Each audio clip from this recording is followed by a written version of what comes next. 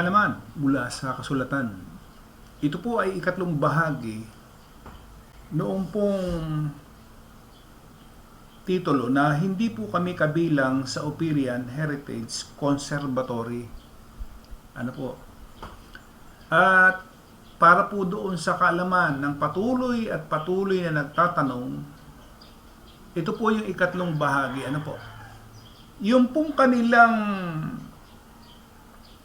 title as Ophirian Heritage Conservatory, ang sabi ko nga po sa inyo ay hindi mababasa sa kasulatan na ipinangaral ni Pablo noong unang siglo.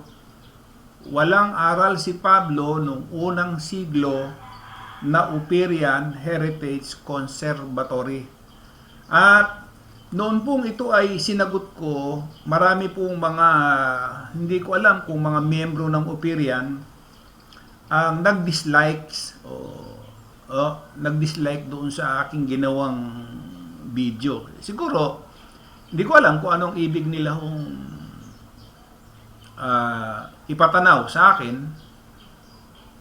Mas marami yung dislike kaysa doon sa likes. At alam ko naman na mga nanood sila nung aking video yung ginawa. Ngayon, para mapatunayan ho nung kasultan, hindi ho ako kasulatan, babasahin ko lamang ho. Kasi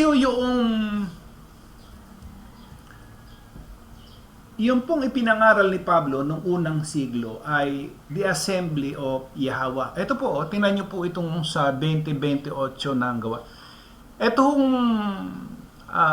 version na ito ay Restored New King James Version. Itong version na ito. 2028 ng gawa. Take heed therefore unto yourselves and to all the flock, over the which the set apart Spirit had made you overseers to feed the assembly of YAHAWAH, which he had purchased with his own blood. Kaya nga nasabi ko, yung sinasabi nilang YAHAWAH, baka hindi ito yung YAHAWAH ng kasulatan. Kasi walang ipinangaral si Pablo. Maging dun sa Genesis to Revelation, wala akong nabasa na Ophirian Heritage Conservatory. Kasi pagtatanungin ka, saan ba kayo kasama? Sa Ophirian Heritage Conservatory kami. Yan. At tinan nyo, itanong nyo kung yun ang ipinakikilala nila yung heritage o yung Ophirian Heritage Conservatory. Yun yung ipinakikilala nila. At nakikita nyo naman sa YouTube Yun yung pangalan ng channel nila. Ophirian Heritage Conservatory. Hindi po ako nagkakamali. So, ibig sabihin, kung ikaw ay makikisama, makikianib ka sa kanila, tatawagin kang Ophirian Heritage Conservatory, kaanib ka, kasama ka, miyembro ka nila. Ganun ang dating. Dito, sa sinabi ni Pablo, sabi niya, take heed therefore unto yourself and to all the flock, over the which the set apart Spirit had made you overseers to feed the assembly of YAHAWAH, with he had purchased with his own blood. Baka akala nyo, isa lang ho ito. Marami ho ito. Tingnan ninyo, babasa pa ho ako.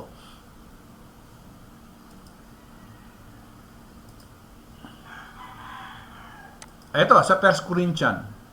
1:1. Paul called to be an apostle of YAHWH, the Messiah, through the will of YAHAWAH, and sustains our brother, unto the assembly of YAHAWAH which is at Corinth, to them that are set apart in the Messiah, YAHWH, called to be saints, with all that in every place call upon the name of YAHWH, the Messiah, our Master, both theirs and ours. Nakalagay ho dyan, the assembly of YAHAWAH. Ito yung pinakilala ni Pablo noong unang siglo. Hindi ho Ophirian Heritage Conservatory. Kaya nga sabi ko nga, Genesis to Revelation, wala kayong mababasa. Na yan ang ipinangaral ng mga propeta. Wala ho. Siguro ho, dun sa isang imahinasyon, dun sa kanyang pag-iisip, yun yung nilagay niya. Hindi ho ba? Halimbawa, nagtanong ho kayo sa amin, saan ho ba kami kabilang? Kabilang kami doon sa sinabi ni Pablo. The Assembly of YAHAWAH. Kabilang ho kami dyan. Kumbaga, nung unang siglo, ito yung ipinangaral ni Pablo at sinundan lang ho namin. At wala kaming ipinangangaral maliban dun sa sinasabi ni Pablo. Sabi nila, hindi sila reliyon. Pero, meron silang tinatawag na Passover. Kumakain sila ng tinapay, umiinom ng katas ng ubas, na katulad din ang ginagawa ng mga Katoliko at nung iba't ibang mga reliyon. Sa kanila, isang beses sa isang taon. Marami rin gumaganap po niyan, isang beses sa loob ng isang taon. Yung pagkain ng tinapay at saka yung pag-inom ng katas ng ubas. Reliyon ay may gawa niyan. Alin talata ang pwede niyong gawin para sabihin nyo na kayo ay sumusunod dun sa kalooban ni Yahawah? Wala, hindi ba? Kaya nga mariin kong sinasabi, hindi po kami kabilang sa Ophirian Heritage Conservatory sapagkat napakarami nilang aral na wala at hindi mo mababasa sa kasulatan. Maraming, sabi nga, istoryahe. Ano pa ho yun? Yung kwentong barbero.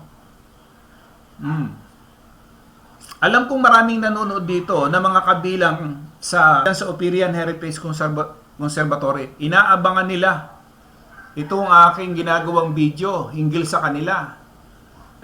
Okay lang ho. Mas maganda nga ho. Meron kayong comparison. Ano ba yung aral ng Ophirian Heritage Conservatory? At ano ba naman tong aral na akin pong ipinahayag na galing sa kasulatan? Dalawang talata pa lang ho yung akin nababanggit. Ano pa ho tayo? Ito, 2 Corinthians 1:2. 1:1. Paul, an apostle of YHWH, the Messiah by the will of Yahawah, and Timothy, our brother, unto the assembly of Yahawah, which is at Corinth, with all the saints, which are all in Achaia. Ilan na ho yan? 3 na. Tingin pa ho tayo. Galatia 1:13.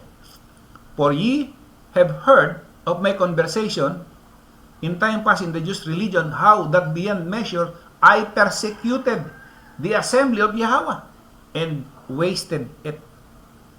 4. Napakarami pa hong talata nito na nagpapatunay na itong aming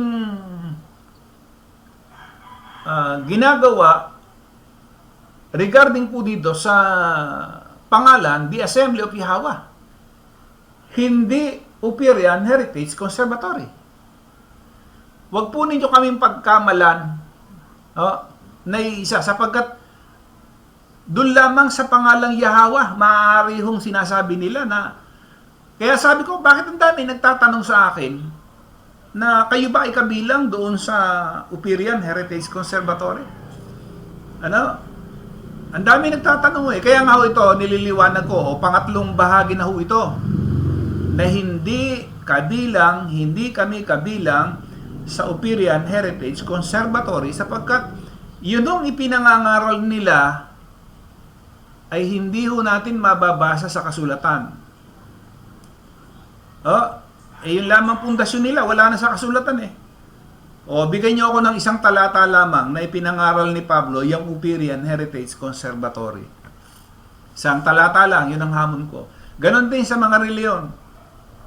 Katulad ng Iglesia ni Cristo, ang dating daan, Seventh-day Adventist, Catholic, Baptist, ang dami. Fundamental, Liberty, International, Victory, Baptist, ang dami ho niyan. Pero may mababasa ka ba? Wala. Seventh-day Adventist, Jehovah's Witnesses. Meron ka bang nabasa? Wala.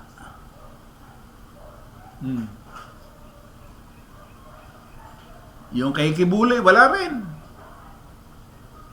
Hindi ba? Aglipayan. Kung ano-ano, Jesus is Lord Fellowship, dating fellowship, ngayon church na. Meron ka bang nabasa? Wala. Hindi ba? Yung iba naman, kumuha lang ng talata doon sa kasulatan and then kinuha na yung kumbaga, ikinabit na doon sa kanilang pagpapatala doon sa Security Exchange Commission. Ayan, kaunting kaalaman mula sa kasulatan. Maraming pong salamat sa inyong lahat.